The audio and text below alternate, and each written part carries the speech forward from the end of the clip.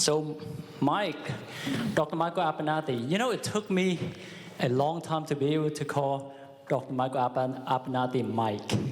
And every time I call him Mike, I have a sense of guilt in myself. So it took Mike a long time to convince me to call him Mike as well. But Mike practiced dentistry for about over 40 years, right? Right. And you grew your practice to $7 million before you retired. Okay. And Dr. Sonny Spera, I learned that you have 5 fee-for-service practices. So you both have a wealth of knowledge and obviously strategies to grow your practices. So the first question that I want to ask Mike first is, can you talk about your one breakthrough or one turning point in your career? Yeah, that's easy.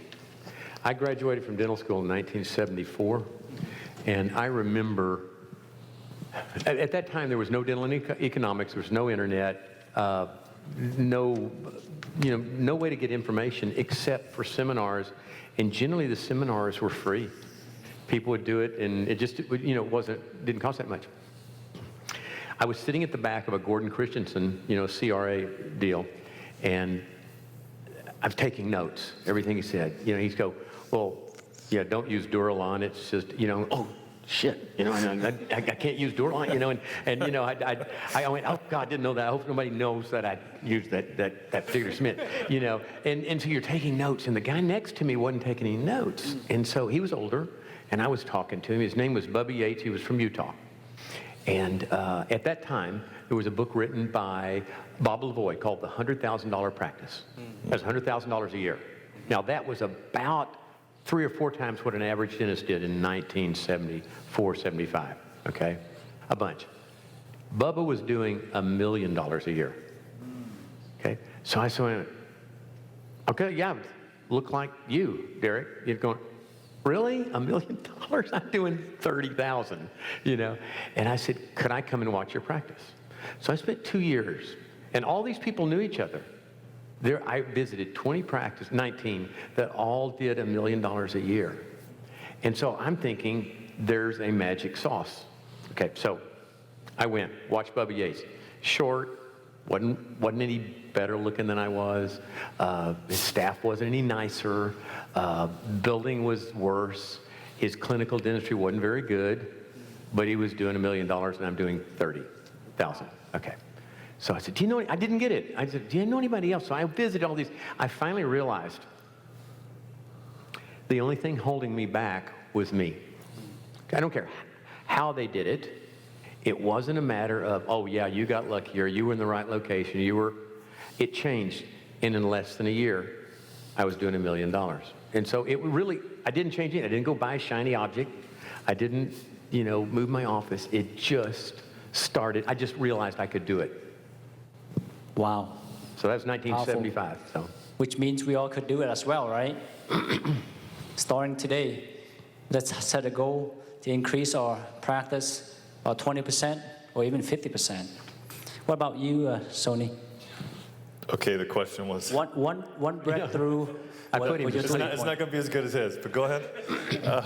One breakthrough. I don't know if there was one breakthrough. I think in listening to Mike speak, there were some points in my life that I think I felt confident of moving forward with what I visioned for myself. So I was an associate in a practice for 2 years right out of dental school, 2 young guys, kind of the only dentist I really knew.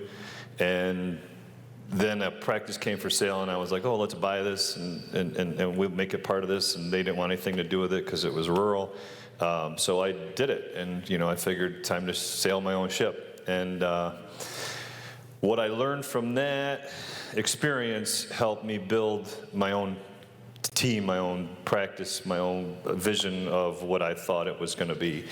But along the way, and I think Mike hit it nail on the head, was the mentors and the people that I met, and I tried to emulate and absorb their vision, and then digest it, spit it out, make it my own, and then that's it. And then have great people that I work with. So, great answer.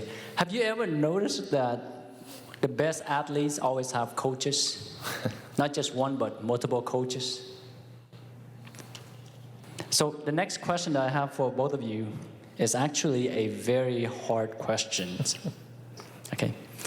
Of all the practice growth strategies you have, if I had the magic wand to take everything from your knowledge except one practice growth strategy, what would that be?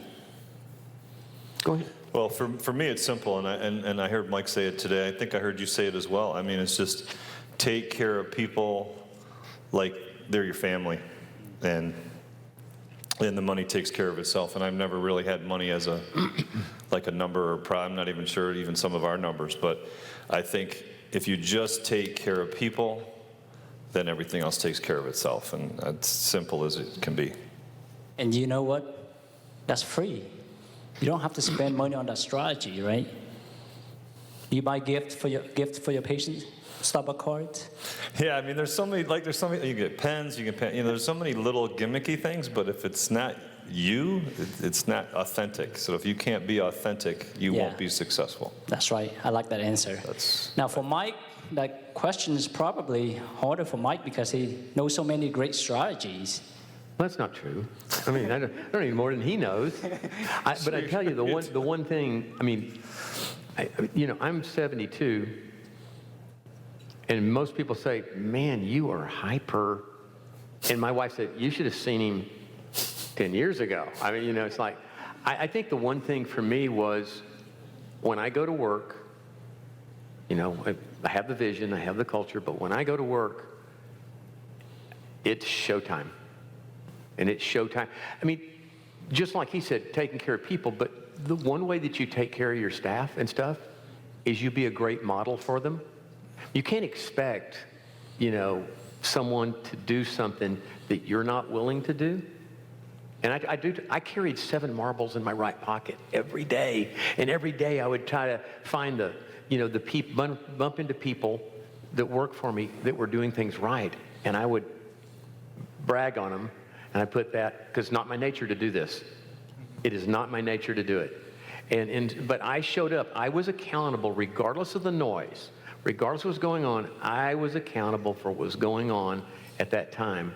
And I never, ever felt like there was a barrier that was going to frickin' stop me.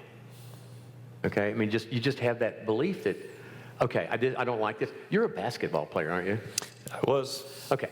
So, I mean, if we squared off before the game, because we do this, we look at each other, I'm looking at how high you are, and I'm going, this guy's not going to be quick enough to cover me. And you're thinking, this guy will never shoot past me, and then we find out what we got, right? But we're responsible for it. Sometimes win, sometimes we lose. But whether I win or lose, it does not define me. I'm always ready for the next game. To me, the summation of this is passion. You just gotta have passion. That's a good point. I talk to doctors all the time. They go, woe is me, it's so bad here and stuff like that. Yeah, and I get so sick of hearing that crap. I go, what do you do for a hobby? Oh, dude, I love playing golf, or I love to fish, or I love to hunt, or I love to do. I said, stop. If you can't be passionate enough about your work, the thing you're going to spend most of your life doing as you are your hobbies, you're just going to be so-so. I mean, and that's fine too. I mean, I'm not criticizing you, but you're never going to be at that point where you feel that you've raised the level of your practice. So, I didn't prepare for, basically, the key is showtime. Every time you go to work, enter the door, is showtime until the show is done. Now, I didn't prepare these questions, but I like each of you to maybe share one tip to improve a dentist's life. Like how can dentists have less stress, feel better, have more balance, and achieve even more success in life, personally and in business? Go for it. Okay, I'll start. It's easier to speak before than he does, after you can't follow him too well. So I would say find mentors, find somebody, don't reinvent the wheel. You don't have to. There's somebody out there that you can connect with And I find the people that I've connected with the most, I mean, like I consider you somebody that I've been very fortunate enough to get to know a little bit, but the people that you meet are generally like a reflection on yourself, and kind of like when you're looking at your kids, like, hey, who are you hanging around with? You hang around with good kids, you're going to be a good kid. So it's no different in professions that, you know, if you want to hang out with bozos, you're going to be a good bozo. But if you want to do something, hang out with people who do things that you admire and like, and then you can aspire to, and then you can bounce all your mistakes off of, you know, and not have to make every mistake yourself. So to me, it's find those people, and then to be successful is just a matter of just expressing it and leading with passion, and if you're not willing to do it yourself, then you really can't expect somebody else to do it. So I 100% agree with what he said. That's awesome. Great answer. And I forgot I'm so old I forgot what the question was. I mean, I agree with everything he said, but the point was the one thing that what? It's not about dentistry or business. In life. Yes, something that could help a dentist to feel better, have less stress personally and in their business, and have a more successful life. Yeah, I mean, you're going to make mistakes, and I have trouble doing this, but you need to live forgiven. I mean, you need to forgive yourself for the times you screw up and you made bad choices. It doesn't have to define you. And Jim Rohn said it. He said, you are going to be the average of the 5 people that you hang around. And again, I don't know if you guys noticed this, but about every 7 years, you change friends. I mean, you notice how you just kind of move away from some and another person takes their place. And John Maxwell says it this way: in life, there are no mistakes. There are just lessons. If you fail to learn a lesson, it gets repeated. If you still don't learn the lesson, then God adds pain until you learn the lesson. And that's the secret of life. I mean, we're going to mess up. You know, just forgive yourself. But I think this is important too. Some of you need to just go, who do I need to get permission from to be successful? I think we're our own worst enemies, you know, whether it's basketball or, you know, anything else. Just like, who do I need to get permission from? So. Wow, great answer. Let me just add one point, because I think that's such an important point right there, is don't compare yourself to everybody else. Exactly. And social media is nothing but fantasy land for a lot of people. Yeah. And it's so stressful what we do every day that you don't need to add that to your plate, because, you know, like Michael, he was here. I mean, some of the stuff, the cases he does in the digital, I mean, God bless him. I'm never going to be able that good. Yeah. And you know what? I'm good with that. Like, I'm okay with that, you know? But if you set that bar at a ridiculous amount, you know, I mean, it's great to aspire to be fantastic, but you've got to be comfortable in your own skin. And that's my last 2 cents. Awesome. So Mike once told me that, you know, sometimes when I mentioned that Mike's used to produce $7 million, that might scare some doctors, right? It might put a lot of pressure on them. But I use that as an inspiration for me to improve. That doesn't mean that I will get to $7 million, but I use it as an inspiration for me to continue to grow. I'll be happy with less than that, a lot less than that, right? So my next question is, where do you see dentistry in 5 years, and how can we prepare ourselves at this point for the next 5 years? Oh, you did that again, huh? I was ready to do that to you. All right, so what do I see? You were slow. I told you. I'm going to run around you. I know you did. You did set the stage for me there.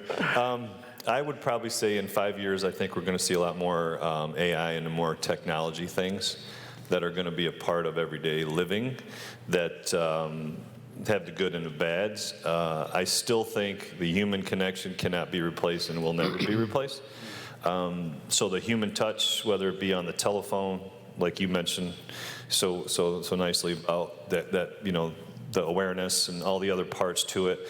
But I do think there's going to be, you know, as corporate is increasing their footprint in dentistry, I think you're going to have more, excuse me, but shitty dentistry that's just acceptable because it's put out quickly. I think we're producing a lot of dentists very quickly, and that some of the training is getting lost in the weeds.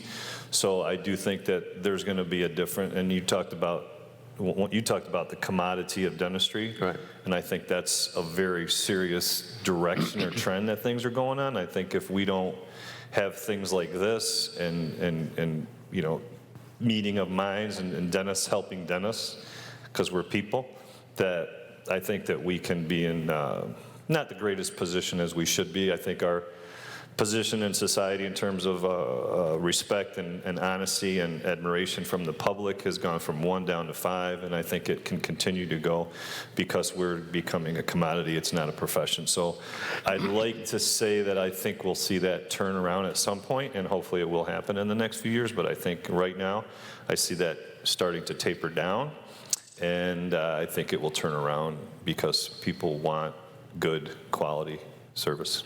So. Awesome. That's my next 2 cents. Awesome. Mike? I agree with him. No, I mean, if you're looking at this though, it's like, I mean, it's kind of obvious. I mean, like Captain Obvious. I mean, I think you and I care more about dentistry than patients do.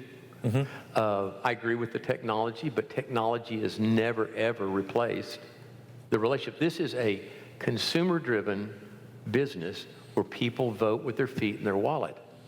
And if people keep seeing the back of their heads, you're doing something wrong. But I believe that primarily this is relationships, and the doctors that have relationships don't get sued. People that have relationships, that type of person that is seeking out relationships won't settle for just average. They'll want to increase their clinical acumen. They'll want to increase their practice management acumen. Again, that relationship is real important.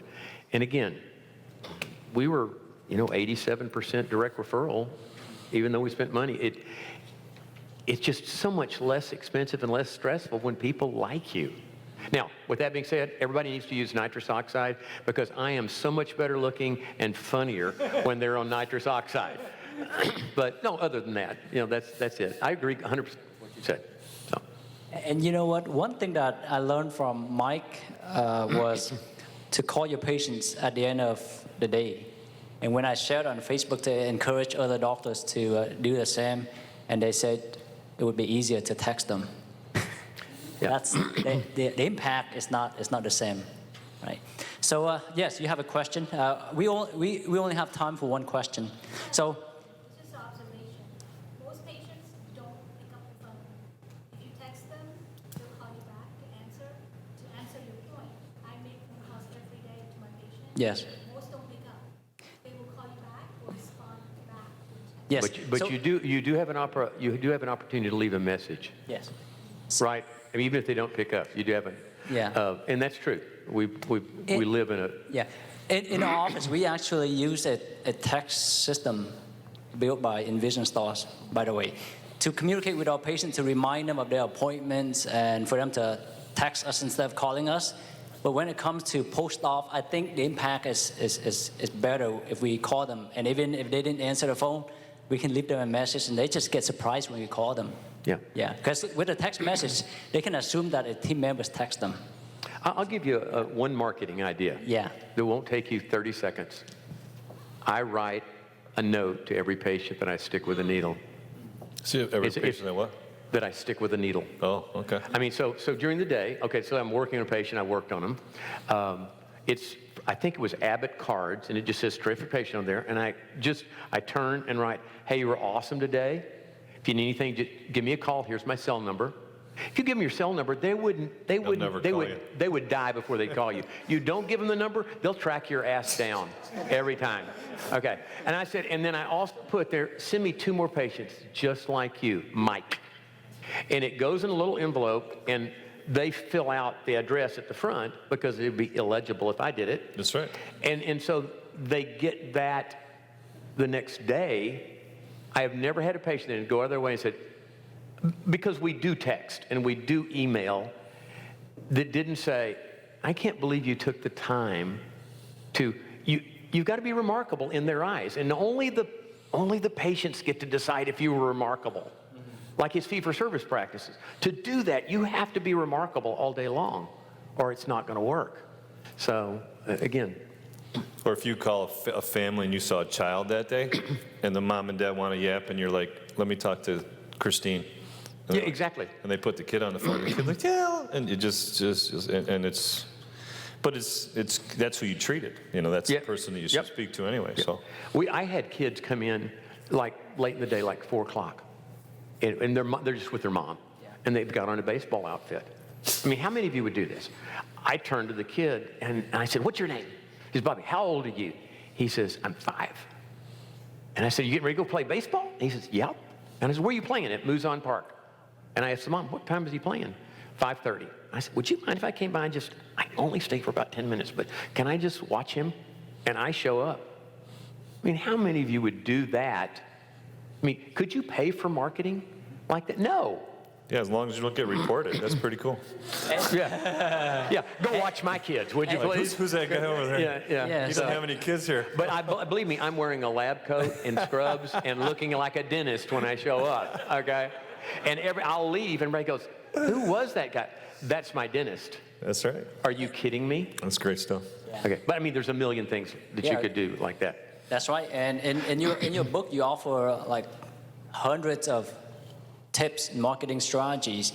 And what I see, what dentists do the most is some of them are willing to pay a company $5,000 to design a website and $1,000 every month, or spend thousands of dollars on Facebook, and sometimes it can cost them $1,000 to get the patients in, but they wouldn't do some of the fundamental things that we can do in the office. Like It's the commitment. Yes. It's not, like setting goals isn't to really necessarily make the goal happen. I hope it does, but it's becoming the person that would make a goal, to put it out there. So again, that commitment to your practice to do whatever it takes. Slide that t-shirt on, whatever it takes, and go do it. But it's what he said right before. It's all marketing. Like, I think that's important. Yeah. That's right. Well, thank you so much. This session has been so helpful, and we got so many great pearls from both of you. Thank you so much. So let's give it up to Dr. Michael Abernathy and Sonny Spera. Big round of applause. Let's take a 5 minutes break to stand up and stretch and run to the men's room or women's room.